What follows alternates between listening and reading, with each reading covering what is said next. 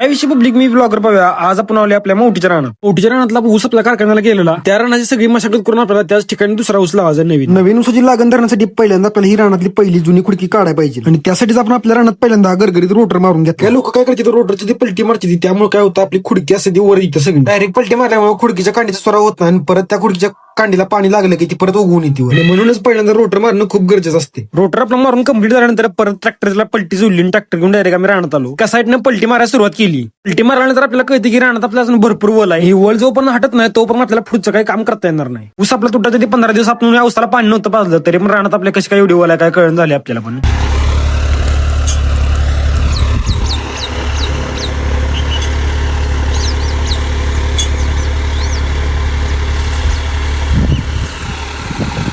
रानाची आपल्या सगळी पलटी मारून झाली. आता आपण 10 दिवस रान आपलं असं सोडणार आहे जेणेकरून आपलं रान पूर्णपणे वाळलं पाहिजे. नंतर मी आणि आई आमच्या मामाच्या गावाला निघालो. झालं आपल्या आजीबाबांची गाठ पडली नाही त्यामुळे म्हणले एकदाशी जाऊनच येऊया तळबीड असं. ही आहे आमच्या आईचं गाव तळबीड, ज्याची की इतिहासामध्ये नोंद आहे. आपल्या सगळ्यांनी माहिती असेल की हिंदवी स्वराज्याचे सरसेनापती हंबीरराव बाजी मोहिते हे सुद्धा ह्याच गावचे होते आणि ह्याच गावामध्ये त्यांची समाधी सुद्धा आहे. ही आमची आई आणि हे आमचे बाबा आहेत. आमच्या आईला पॅरालिसिस झालं त्यामुळे ती जास्त चालू फिरू शकत नाही. मग आमच्या आईची सेवा आणि छोटं मोठं काम घरातलं हे बाबाच करते ती. तर माझी आई म्हणजे माझी मम्मी आणि माझ्या बाकीच्या मावश्या 2 महिन्यात आई बाबासनी भेटायची ती. राहिलो आम्ही सगळी बाकीची नातवंड. आम्हाला जसं जसा वेळ मिळेल तसं तसं आम्ही येऊन त्यांची गाठ घेऊन जातो. तर वयात माणसाला फक्त एकच गोष्ट हवी असते आणि ती म्हणजे आपल्या जवळच्या माणसांच्या गाठी भेटी. आई बाबांची गाठ घेतल्यानंतर आम्ही आमच्या घरी निघालो. तुम्ही सुद्धा तुमच्या आजी बाबांची काळजी घ्या. त्या भावानं पुन्हा एका नवीन व्हिडिओ मध्ये.